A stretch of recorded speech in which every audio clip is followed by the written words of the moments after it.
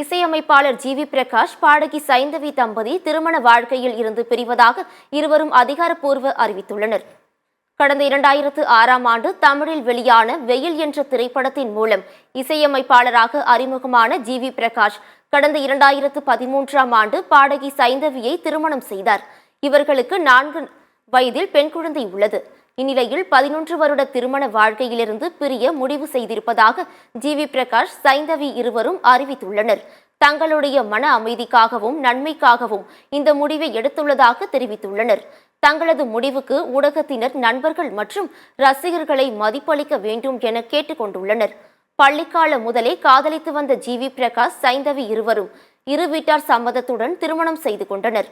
GV. Prakash இசையில் எள்ளுவைய பூக்களையே, பிறை தேடும் இரவிலே, கையிலே ஆகாசம் உள்ளிட்ட பல்வேறு ஹிட் பாடல்களை சைந்தவி பாடியுள்ளார் என்பது குறிப்பிடத்தக்கது.